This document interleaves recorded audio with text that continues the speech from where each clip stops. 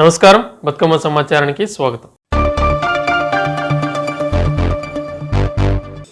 సంగారెడ్డి జిల్లా ప్రపంచ పర్యావరణ దినోత్సవ సందర్భంగా సంగారెడ్డి జిల్లా కాలుష్య నియంత్రణ మండలి ఆధ్వర్యంలో పోతిరెడ్డిపల్లి చౌరస్తా నుండి కలెక్టరేట్ వరకు పర్యావరణ దినోత్సవ అవగాహన ర్యాలీ నిర్వహించారు. కార్యక్రమంలో అదనపు జిల్లా కలెక్టర్ చంద్రశేఖర్ పాల్గొన్నారు. తదనంతరం కలెక్టరేట్ మీటింగ్ హాల్లో నిర్వహించిన సమావేశంలో డిఆర్ఓ మేడం ముఖ్య అతిథిగా పాల్గొని ప్రసంగిస్తూ ఈ సంవత్సరం థీమ్ అయినటువంటి ఎండింగ్ ప్లాస్టిక్ పొల్యూషన్ పట్ల అందరికీ అవగాహన అవసరమని, ఈ సందర్భంగా విరివిగా ప్లాస్టిక్ పొల్యూషన్ తగ్గించాలని మరియు ప్లాస్టిక్ ప్రత్యామ్నాయాలైనటువంటి స్టీల్ జూట్ బ్యాగ్స్, బట్ట సంచులను వాడి పర్యావరణ పరిరక్షణలో భాగస్వామ్యం కావాలని అన్నారు.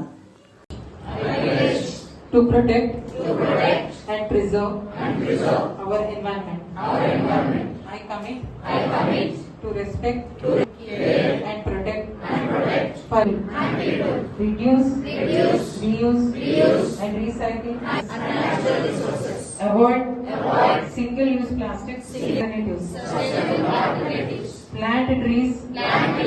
Support, and adopt green initiatives. A guardian of the environment, and take necessary actions to protect. Everyone please clap for me.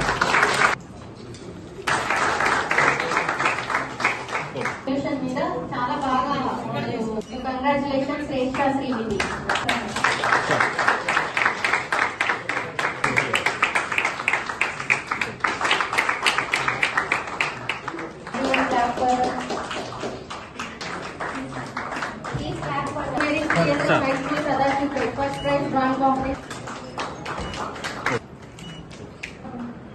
మరియు రిడ్యూస్ చేయాలి, రీసైకిల్ చేయాలి, రిఫ్యూజ్ చేయాలి, మళ్ళీ రెస్పాన్సిబుల్ ఫీల్ అయ్యి వాటిని సరైన విధంగా డిస్పోజ్ చేయాలి అనే విషయాలన్నిటి కూడా చర్చించుకోవడం జరిగింది. కాబట్టి మీ అందరికీ కూడా మంచి విషయాలు, అన్ని విషయాలు కూడా మీరు తెలుసుకున్నారు. అవేర్నెస్ అనేది మీకు చేయడం జరిగింది.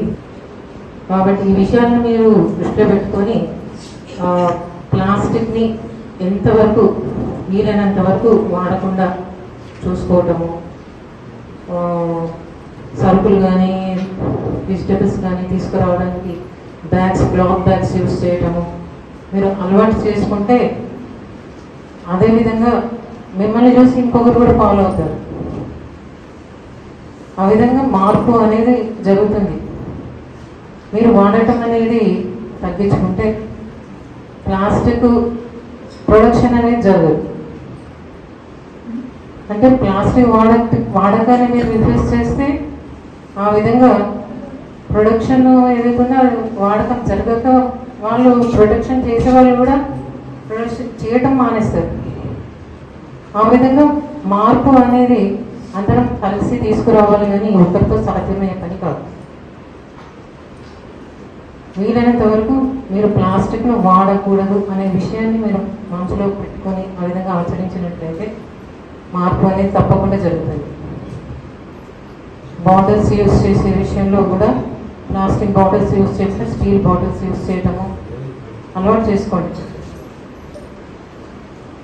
స్టీల్లో కూడా మంచి రకం స్టీలు, మళ్ళీ అందులో కూడా తక్కువ రకం ఉంటాయి, మంచి రకం స్టీల్ ఉందా లేదా ఆ విషయాన్ని చూసుకొని స్టెయిన్లెస్ స్టీల్ అట్లాంటివి చూసుకొని వాడటం చేయండి. క్లాత్ బ్యాగ్స్ యూజ్ చేయండి. కాబట్టి మీరందరూ కూడా ఆ విధంగా చేస్తారని అనుకుంటున్నాను. పర్యావరణాన్ని పరిరక్షించాల్సిన బాధ్యత ప్రతి ఒక్కరిదని అదనపు కలెక్టర్ కమిషనర్ జె అరుణశ్రీ అన్నారు. ప్రపంచ పర్యావరణ దినోత్సవాన్ని పురస్కరించుకొని గురువారం కాలుష్య నియంత్రణ మండలి నేతృత్వంలో రామగుండం నగరపాలక సంస్థ, Singareni collieries company limited, NTPC, UltraTech cement company, జీపీపీపీపీ, జీ స్వచ్ఛంద సంస్థలతో కలిసి సంయుక్తంగా నిర్వహించిన ర్యాలీలో ముఖ్య అతిథిగా పాల్గొన్నారు.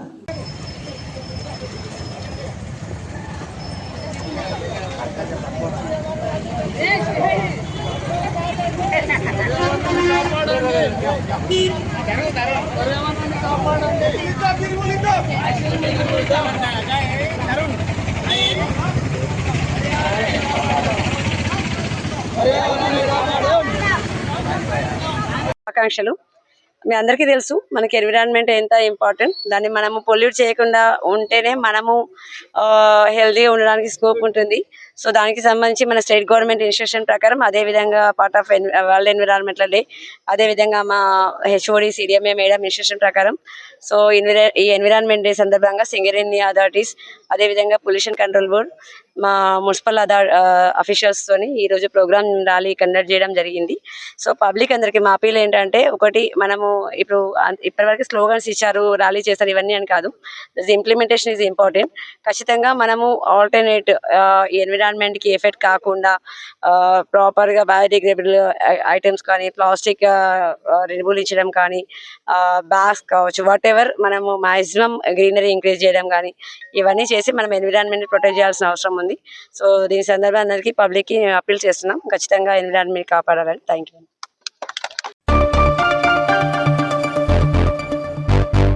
ఎన్టీపీసీకి చెందిన హర్షిత ఎంటర్ప్రైజెస్ వ్యాపారవేత్త తిరగాల మల్లేష్ గౌడ్ 4వ వర్ధంతి సందర్భంగా కుటుంబ సభ్యులు గురువారం స్థానిక విఠల్ నగర్లోని అమ్మ పరివార్ అనాథాశ్రమంలో అనాథ పిల్లలకు నెలవారీ బియ్యం సరుకులు అందజేసి అనంతరం వారికి అన్నదానం స్వీట్లు పంపిణీ చేశారు. కార్యక్రమంలో మల్లేష్ గౌడ్ భార్య తిరగాల రాజేశ్వరి, కూతురు హర్షిత, హారిక, బంధువులు మొగిలిపాక శ్రీనివాస్ గౌడ్, ఆశ్రమ నిర్వాహకులు నాగరాజు, కరణ్ తదితరులు పాల్గొన్నారు.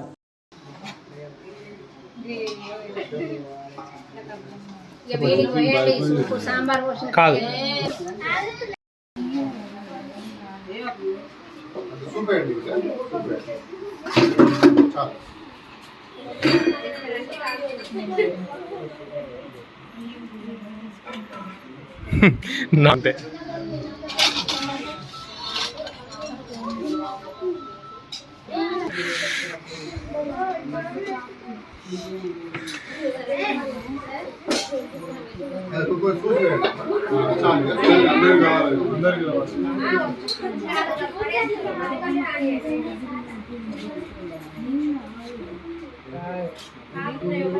తిన్నాకరా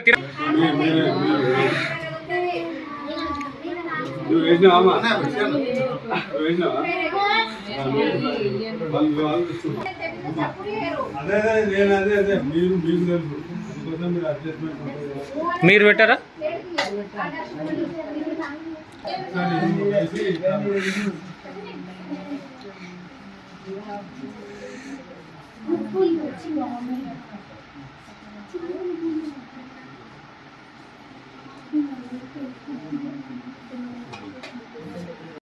అందరికీ నమస్కారం.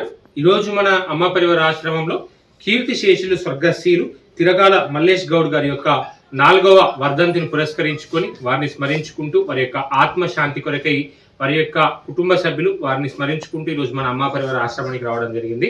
ఈ సందర్భంగా ఈరోజు తిరకాల మల్లేష్ గౌడ్ గారి యొక్క 4వ వర్ధంతిని పురస్కరించుకుని వారి యొక్క సతీమణి రాజేశ్వరి గారు, వారి యొక్క పిల్లలు హర్షిత, హారిక గారు, అదేవిధంగా వారి యొక్క ఆత్మీయులు మొగిలిపాక శ్రీనివాస్ గారి ఆధ్వర్యంలో ఈరోజు మన అమ్మ పరివార ఆశ్రమంలో ఇక్కడ ఉన్నటువంటి వృద్ధులకు, పిల్లలకు అన్నదాన కార్యక్రమం ఏర్పాటు చేశారు. అదేవిధంగా అమ్మ పరివార్ స్వచ్ఛంద సేవా సంస్థ నిర్వహించే నిరుపేదలకు నిత్యాన్నదాన కార్యక్రమంలో భాగంగా ఆయా కూడళ్లలో నివసించే నిరుపేద వృద్ధులకు, యాచకులకు, వికలాంగులందరికీ కూడా ఈ రోజు మొత్తం వారు అన్నదాతగా నిలిచారు.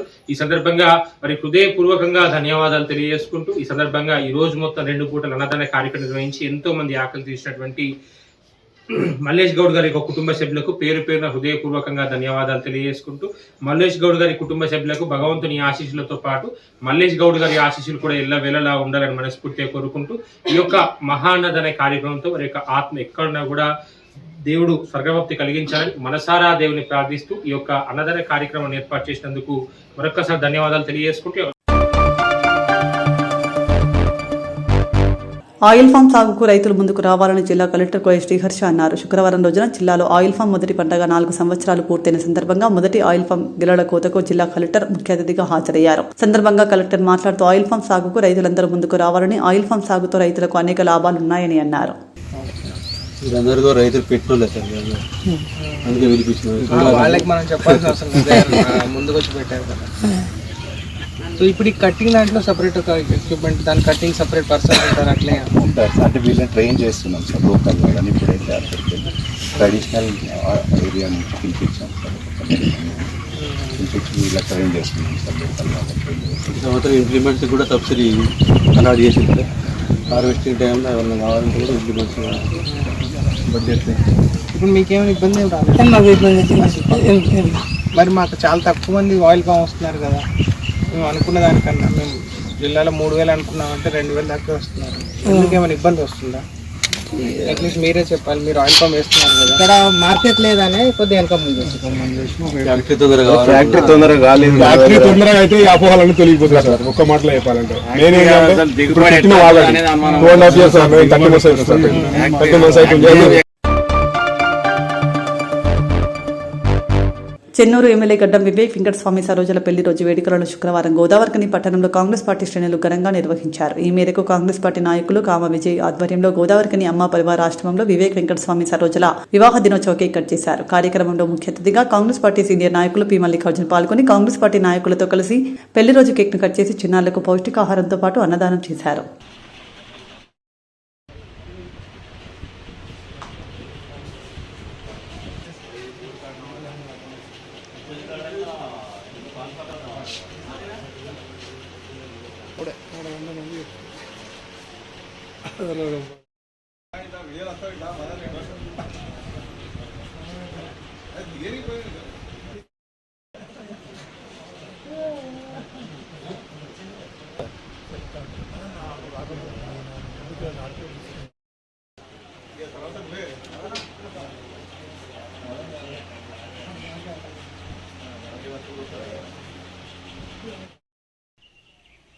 వారి యొక్క వేడుక నిర్వహించడానికి వచ్చేసినటువంటి నాయకులందరూ కూడా హృదయపూర్వక ధన్యవాదాలు. మల్లికార్జున గారు విచ్చేశారు, అదేవిధంగా ఈ యొక్క నాయకులందరూ విచ్చేశారు. ఈ యొక్క కార్యక్రమాన్ని కామ విజయ్ గారి ఆధ్వర్యంలో మీరు కానీ రారట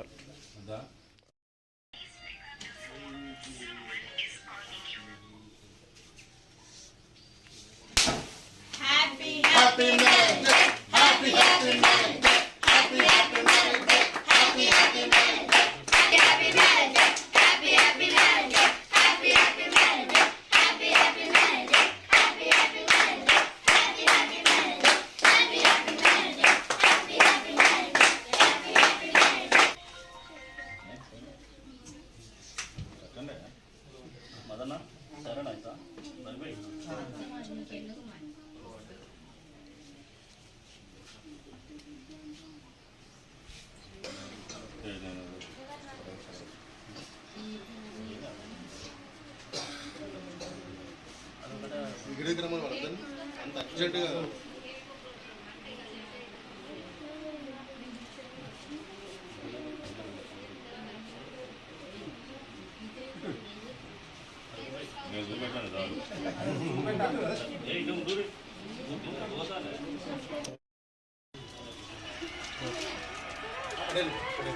ఇటు ఇటు ఇటు ఇటు పెద్ద మనిషి ఇటు ఇటు ఓవే పళ్ళు పలహారాలు దాదా తిరిగి బాగా happy birthday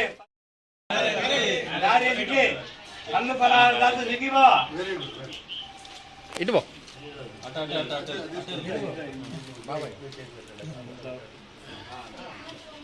okay okay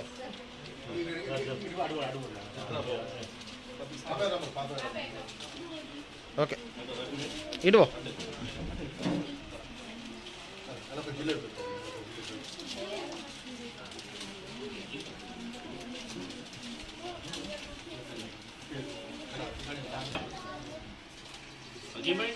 okay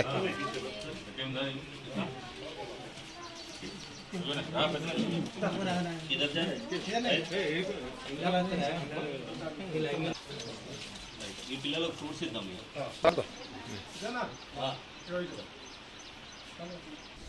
ఈరోజు మన గౌరవ చెన్నూరు శాసనసభ్యులు మాజీ ఎంపీ డాక్టర్ వివేక్ వెంకటస్వామి గారు మరియు సరోజాదేవి గారి వివాహ దినోత్సవ సందర్భంగా అమ్మ పరివారంలో ఏర్పాటు చేసినటువంటి ఈ వివాహ దినోత్సవ వేడుకలకు ఏర్పాటు చేసినటువంటి మిత్రుడు కామ విజయ్ గారికి, అదేవిధంగా ఈ కార్యక్రమం హాజరైన మిత్రులందరికీ కూడా వారి పెళ్లి రోజు శుభాకాంక్షలు తెలియజేస్తూ, వివేక్ గారి గురించి ఈ ప్రాంత ప్రజలందరికీ తెలుసు. ఎందుకంటే వెంకటస్వామి గారి తనయుడుగా రాజకీయాల్లోకి అడుగుపెట్టిన తర్వాత ఈ ప్రాంతంలో చెరగని ముద్ర వేసినటువంటి వ్యక్తి వివేక్ వెంకటస్వామి గారు. అప్పట్లో తెలంగాణ ఉద్యమంలో కేంద్ర మంత్రి పదవిని సైతం త్యజించి తెలంగాణ రాష్ట్ర సాధన ధ్యేయంగా పనిచేసినటువంటి వ్యక్తి వివేక్ వెంకటస్వామి గారు. అదే కాకుండా ఈ రోజు వరకు ఆ కుటుంబంలో ప్రత్యేకించి వివేక్ వెంకటస్వామి గారి మీద ఏ విధమైన అవినీతి మచ్చ లేకుండా ప్రజలకు అందుబాటులో ఉంటూ కార్యకర్తలకు అందుబాటులో ఉంటూ ఈ ప్రాంత అభివృద్ధికి ఎంతో కృషి చేసినటువంటి వ్యక్తి. ఆనాడు ఎంపీగా ఉన్నప్పుడు కూడా ఈ ప్రాంతంలో మూసివేయబడిన ఆర్ఎఫ్సీలను తెరిపించి 10,000 కోట్ల రూపాయల మారిటోరియం ఇప్పించిన ఘనత కూడా మన వివేక్ వెంకటస్వామి గారికి చెందుతుంది. అంతేకాకుండా ఈ ప్రాంతంలో చెన్నూరు శాసనసభ్యునిగా ఎన్నికైన తర్వాత కూడా 10 సంవత్సరాల పాటు పెండింగ్లో ఉన్న కేతనపల్లి ఆర్ఓబిని కూడా అనతి కాలంలోనే ఓపెన్ చేయించిన ఘనత కూడా వివేక్ వెంకటస్వామి గారికి చెందుతుంది. అంతేకాకుండా ఈరోజు చెన్నూరు ప్రాంతంలో ఎన్నో అభివృద్ధి కార్యక్రమాలు చేస్తూ చెన్నూరు అభివృద్ధినే ధ్యేయంగా పనిచేస్తున్నటువంటి వ్యక్తి వివేక్ వెంకటస్వామి గారు. అంతేకాకుండా వారి తనయుడు వంశీకృష్ణ గారు కూడా ఈ ప్రాంత నుంచి పార్లమెంట్ సభ్యునిగా ఎన్నికై ప్రజలకు అందుబాటులో ఉంటూ ప్రజా సమస్యల మీద పార్లమెంట్లో గలమెత్తుతూ ఈ ప్రాంత ప్రజల మన్నలను చొరగొన్న వ్యక్తి వంశీకృష్ణ గారు. ఆ విధంగా వారి ఇద్దరు తండ్రి కొడుకులు కూడా ఈ ప్రాంత ప్రజలకు అందుబాటులో ఉంటూ ఈ పేద ప్రజల అభ్యున్నతి ధ్యేయంగా పనిచేస్తున్నటువంటి వ్యక్తి వివేక్ వెంకటస్వామి గారు. ఇదే విధంగా మరిన్ని వివాహ వార్షికోత్సవాలు వారు జరుపుకోవాలని చెప్పని ఆ భగవంతుడు వారి కుటుంబానికి అష్టైశ్వర్యాలు ఆయురారోగ్యాలు కల్పించాలని చెప్పని ఈ సందర్భంగా కోరుతాము. నమస్కారం. ఈరోజు గౌరవ ప్రియతమ నాయకుడు, పేదల పెన్నిధి, బడుగు బలహీన వర్గాల ఆశాజ్యోతి శ్రీ గడ్డం వివేక్ వెంకటస్వామి సరోజ గారుల పెళ్లి రోజు శుభాకాంక్షలు తెలుపుతూ ఈరోజు ఈ అమ్మాపరి ఆశ్రమంలో కార్యక్రమం నిర్వహించడం జరుగుతుంది. రెవెన్యూ సదస్సులో భూ సమస్యలపై వచ్చిన ప్రతి దరఖాస్తు పరిష్కారానికి కృషి చేయాలని జిల్లా కలెక్టర్ కోయ శ్రీహర్ష అన్నారు. శుక్రవారం జిల్లా కలెక్టర్ పెద్దపల్లి మండలంలోని ములసాల గ్రామ పంచాయతీలో నిర్వహిస్తున్న రెవెన్యూ సదస్సు, కాల్వ శ్రీరాంపూర్ మండలం పెగడపల్లి గ్రామ పంచాయతీలో నిర్వహిస్తున్న రెవెన్యూ సదస్సులను పరిశీలించారు. సందర్భంగా కలెక్టర్ మాట్లాడుతూ రెవెన్యూ సదస్సులో వచ్చిన దరఖాస్తులను త్వరగా ఫీల్డ్ విచారణ పూర్తి చేసి పరిష్కరించాలని అన్నారు.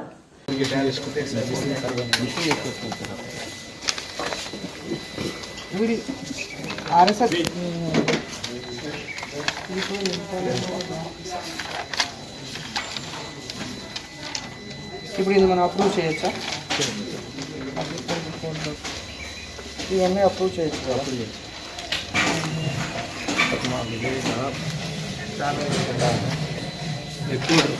అట్లయితే మేము సర్వే చేయాలి. బట్ అందరికీ ఒకరికి అటు ఇటు అవుతుంది. అందరూ ఒప్పుకుంటే చేస్తాం. నాకేం ఉండేది ఇట్లాంటి మేము టచ్ చేయడానికి 3 గంటలు ఆయన మంచిగా ఇద్దరు ఒప్పుకుంటారు. 20లో ఏదో ఒకటి నా దగ్గర 400 కావాలి అని ఆపరేషన్ అట్లా ఉంటే సపరేట్ చేసి మేము మొత్తాన్ని సర్వే చేస్తాం. నాకు దగ్గర గుర్తం లేదు. బట్ ఓన్లీ అందరు సంతకాలు పెట్టేది అదొక సర్వే అదే ఉంది బాగా సమస్య. అట్లా నువ్వు చెప్పిన లాస్ట్లో మొత్తం ఒకసారి సర్వే చేస్తాను.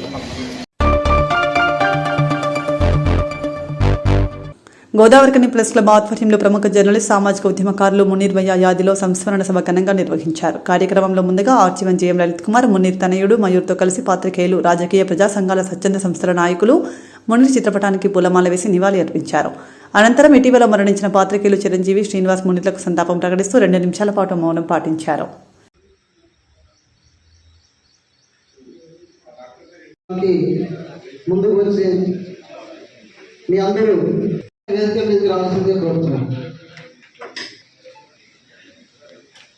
కాంగ్రెస్ నాయకులు కోరుతున్నాం. అలాగే మరో ఐఎఫ్టీయూ నేత రమేష్ గారిని రావాల్సిందే కోరుతున్నాం. సిపిఐ పక్షాన గౌతమ్ గోవర్ధన్ గారిని కార్యక్రమాన్ని కొనసాగించాల్సిందిగా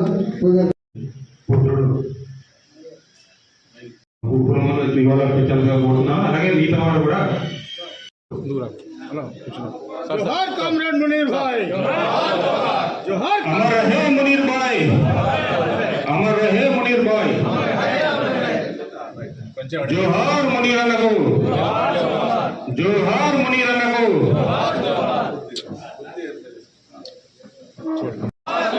जोहार मुनीर अन्ना, अमर है मुनीर अन्ना, अमर है मुनीर अन्ना. అందరూ వరుసగా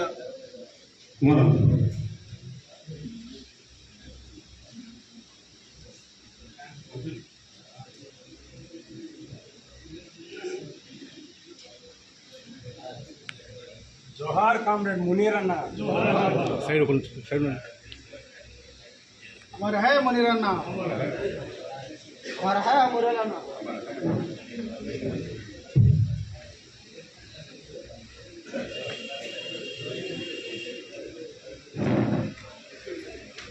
అవేనా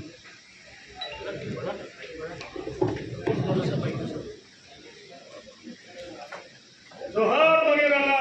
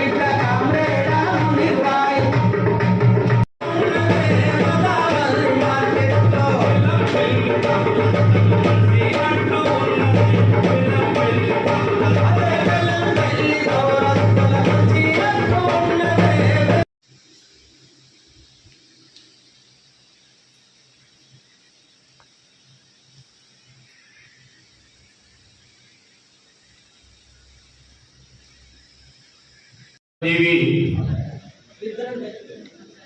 మునీరన్న అలాగే మన ప్రెస్ క్లబ్ సభ్యులైన చేకూరాలని ఒక 2 నిమిషాలు శ్రద్ధాంజలి ఘటించాల్సిందిగా నిన్న రాత్రి అన్న అట్టి చేతులతోటి పోదామా గట్టిగా పోవాల్సిందే కదా మనం అనే ఆలోచన కల్పించండు తమ్ముడు. గోదావరి గారి దోస్తులతో తిరిగినట్టు ఉన్నదే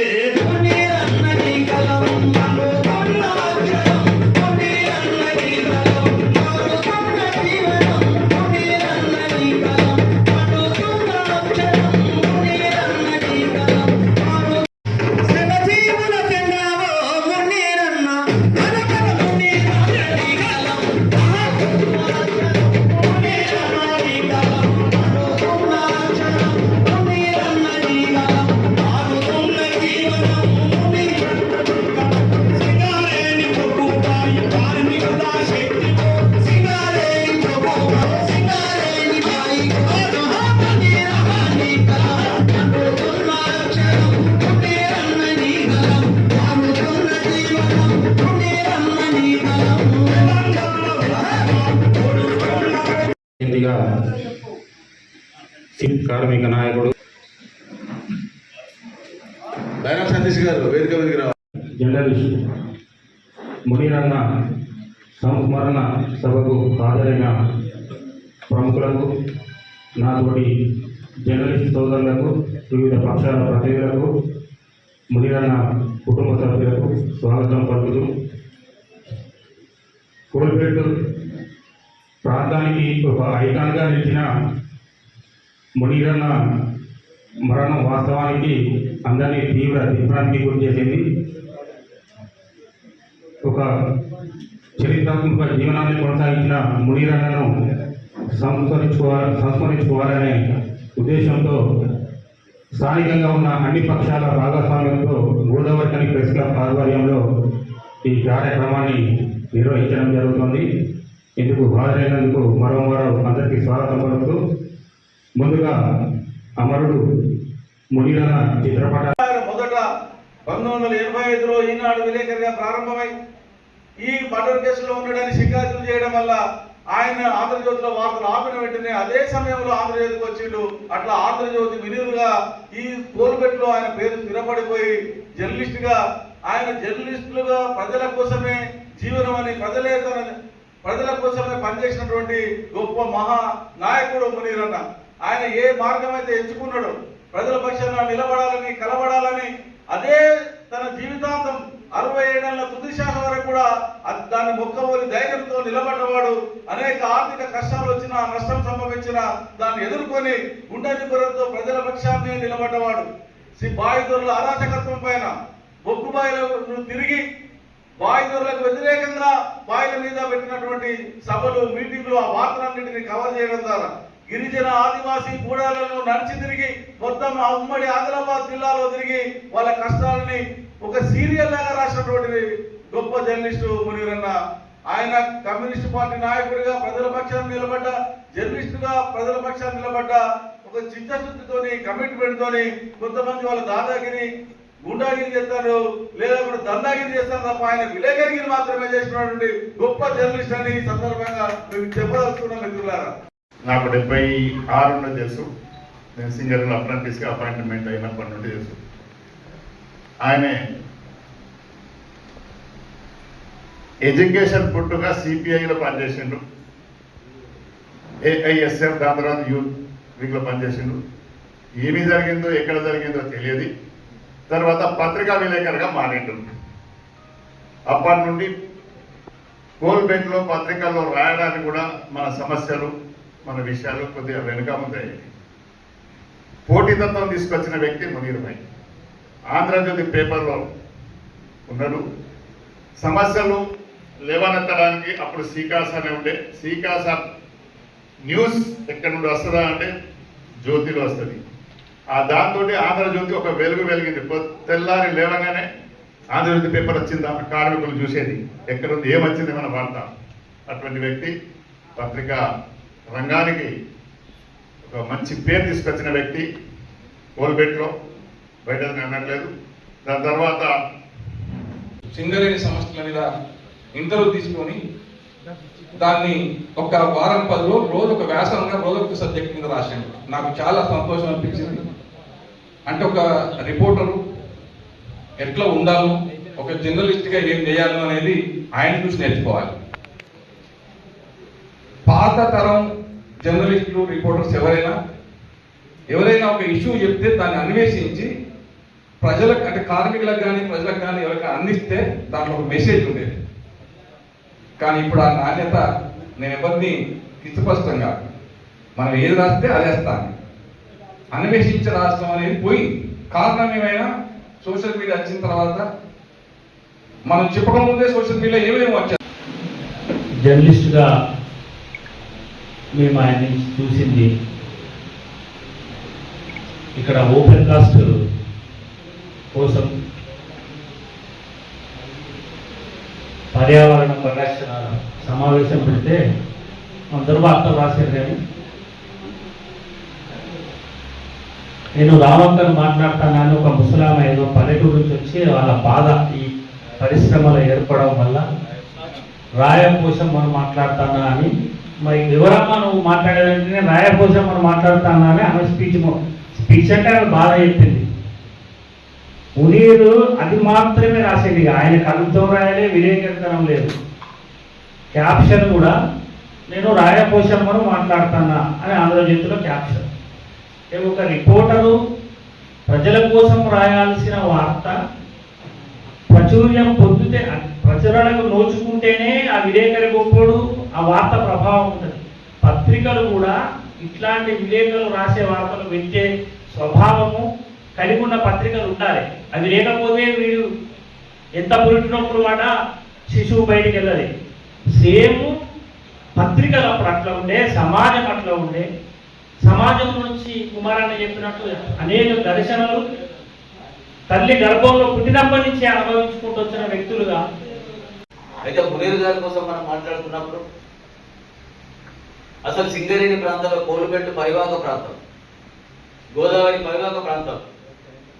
ఈ గోదావరి నీళ్లు తాగిన వాళ్ళందరికీ కూడా ఆ ఉక్రోషము, ఆలోచన, ఆ ఆవేశము అన్ని కూడా కలవరు. కేవలం పాత్రికేయులే కాదు, మనుషులకు కూడా ఆ భావం మర్చిపోలేదు. ఎందుకంటే ఈ ప్రాంతంలో జరిగిన ఉద్యమాలు, ఈ ప్రాంతంలో జరిగినటువంటి తిరుగుబాటు, ఈ ప్రాంతంలో జరిగినటువంటి అనేకమైన కార్యక్రమాలకు వాళ్ళు ప్రతినిధులుగా ఉన్నారు కనుక వాళ్ళకందరికీ కూడా ఆ ఆవేశం వస్తుంది.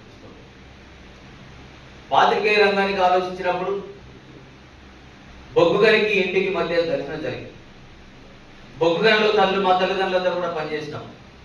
ఆడ బావి దూరం పెట్టే ఇబ్బందులు, అక్కడ సంబంధించిన పని స్థలాల్లో ఉన్నటువంటి ఇబ్బందులు, గరికి గులాయిలలో పనిచేసిన సందర్భాలు, వాళ్ళకు నీళ్లు లేకుండా దిబ్బలు లేకుండా తదితర సరిపడిన వేతనాలు, మద్యానికి బానిసైన సందర్భాలు, అక్కడ బాగా ఆ కోపమందరితో ఇంటికి వచ్చి ఇంటి దగ్గర కుటుంబం మీద ప్రభావం చూపించడం, అక్కడ పుట్టి పెరిగినటువంటి పిల్లలు కాలక్రమేణగా ఎదిగారు. అదంతా కూడా చిన్నప్పటి నుంచి మనసులో పెరిగిన వాళ్ళంతా కూడా అవకాశాలు వచ్చినాయి. ఈనాడు నాడు పత్రికలు, జ్యోతి నాడు పత్రికలు వచ్చిన తర్వాత పాత్రికేయులుగా కోలుబెట్టు ప్రాంతంలో మీరు గమనిస్తే అందరూ సింగరేణి కార్మికుల పిల్లలే పాత్రికేయులుగా. ఈ సింగరేణి కార్మికుల పాత్రికేయులుగా ఎప్పుడైతే పిల్లలు పెన్ను పట్టుకున్నారో వాళ్ళ పెన్నులో ప్రతి నిత్యము ఆ ఘర్షణ కనిపించింది. ప్రతి నిత్యం ఆ కుటుంబ ఘర్షణ, ప్రతి నిత్యం ఆ కార్మికుల ఘర్షణ, ప్రతి నిత్యము యూనియన్ల ఘర్షణ. తర్వాత సమాజంలో జరిగే రుగ్మతలు మనకు తెలిసి ఇక్కడ ఏ రకంగా జరుగుతున్నాయనే విషయంలో కూడా ఘర్షణ అంతా వివరించడం వల్లనే కోల్బెల్ట్ ప్రాంతంలో పాత్రికేయులు ప్రజల పక్షాన నిలవడం అనేకమైన ఇబ్బందులు కూడా ఎదుర్కొన్నటువంటి విషయాలు వాళ్ళ రాజలో ప్రతి అక్షరం కూడా ఒక తగులుతున్న కణంలాగానే ఉంటాయి. మీరు గమనించండి, పాత్రలు కానీ ఇప్పుడు సరే కొంత మారింది అనుకుందాం, అప్పటి పాజిటివ్ ఇప్పుడు మారి ఎక్కడ చూసినా కూడా ముద్ర, పోలీసుల ముద్ర వీళ్ళు రాడికల్స్ అని చెప్పారు, వీళ్ళు పీపుల్స్ వారని, వీళ్ళు సింగార్స్ అని, వీళ్ళు ఇంకోటని ముద్ర, వాళ్ళు ఎవరు పని చేయలేదు. కానీ రాయడంలో వాళ్ళకన్నా మించి ఏ ఉద్యమాలు అయితే చేస్తున్నారో, ఏ నాయకత్వం అయితే వహిస్తున్నారో వాళ్ళకు మించి ప్రజల పక్షాన నిలబడి కళాన్ని చూపించడం వల్లనే పోలీసుల దృష్టిలో, సమాజం దృష్టిలో కూడా పాత్రికేయులు కూడా విప్లవాలుగా మారిన సందర్భం మనం గమనించిన సందర్భం. అందులో మునీర్ గారు కూడా ఒకరు. మన్నమరి ప్రాంతంలో జరిగిన అనేకమైన విషయాల వల్ల ఎక్కడికక్కడ ఎప్పటికప్పుడు నిర్ణయం. ఆనాడు ప్రభుత్వం కూడా పత్రికలకు కొంత తెలుసుకునే కొంచెం విచారణ జరిగిన పరిస్థితులు ఉండేది. పోలీసులు కూడా పత్రిక వార్తలంటే భయపడిన సందర్భాలు ఉండేది. వాళ్ళు విశ్లేషించుకునే వాళ్ళు ఎక్కడ తప్పు జరుగుతుంది కానీ తను ఏమి ఎదుర్కోకుండా పోయేది తరచుగా. నిజంగా ఆయన ఇద్దరు కూర్చుంటే మాట్లాడుతూ ఉంటే ఇంతకుముందు మళ్ళీ చెప్పినట్టు ఒక విశేషం ఉంటుంది, ఒక ప్రత్యేకత ఉంటుంది. ఆయన మాటలు, ఆయన భాషలు, ఆయన చెప్పడంలో కూడా సైలెంట్గా మంచి చెప్తా ఉంటే చాలా మనకు అక్కడికొచ్చే విషయాలు చెప్పాడు తప్ప వేరే విషయంలో జోలిపోడు. కానీ మునీరన్న ఆర్టికల్స్ కూడా జ్యోతిగా చదువుతూ ఉంటాడు. మునీరన్న ఆశయాల కోసం బ్రతికింది తప్ప కేవలం ధనార్జన కానీ అటువంటి అవి లేకుండా ఏదో ఆశయం ఉండాలి ప్రతి వ్యక్తికి. ఆశయం సిద్ధిస్తే ఈరోజు ఇంతమంది జ్ఞాపకం చేస్తున్నామంటే ఆయన యొక్క చేసిన పోరాటం నిజంగా భూస్వామ్య వ్యతిరేకంగా ఇంతకుముందు సామాన్య చెప్పినట్టు కూడా అనేక అంశాలు పెద్దలందరూ చెప్పినారు. కరోనా సమయంలో నేను రామపుత్రాన్ని కలిసిన అనవకైనా బుక్స్ తింటే నేను బుక్స్ చదవాలంటే ఇప్పుడు మునిరన్న రాసిన పుస్తకం అమ్మ అనే పుస్తకం నాకు ఇచ్చింది. నిజంగా ఆ పుస్తకం చదువుతుంటే అప్పటికే ఒక 7-8 సార్లు నా బుక్స్ అది. అందులో ఏముందంటే నిజంగా భూస్వాములకు ఏ విధంగా పోరాడించిన వాళ్ళపైన అనేక అంశాలు రాయడం జరిగింది. అది నిజంగా నేను చాలా ఆ పుస్తకం చదివి నాకు కళ్ళకి నీళ్ళు వచ్చినాయి. అంటే అక్కడ ఏం జరుగుతుందన్నది ఆ బుక్లో రాసి నిజంగా రాబోయే కాలంలో కూడా మొదలైన ఇక్కడ నాకు ఒక థింకింగ్ అంటే ఆలోచన ఉండేది. రానలాగా ప్రతి సంవత్సరం వర్ధంతి కానీ జయంతి కానీ తప్పకుండా ఈ ప్రాంతంలో లేదు. ఎందుకంటే సింగరేణి కార్మికుల పోరాటంలో మన సకల జన సమ్మెలో ముందు ఉండి అధ్యక్ష వహించి దానికి బ్రహ్మాండంగా నడపడం జరిగింది. అటువంటి వ్యక్తికి మనం ఇలా ఘనంగా నివాళులర్పిస్తున్నందుకు మీ అందరూ ధన్యవాదాలు. కలం పట్టిన క్రాంతి జ్యోతిగా, కలం పట్టిన క్రాంతి జ్యోతిగా, తెలంగాణ ఉద్యమాల బీజిగా, జోహారు జోహారు భాయి మునీరు, జగమెరిగినట్టి జర్నలిస్టు అయ్యా మునీరు, జోహారు జోహారు భాయి మునీరు, జగమెరిగినట్టి జర్నలిస్టు అయ్యా మునీరు.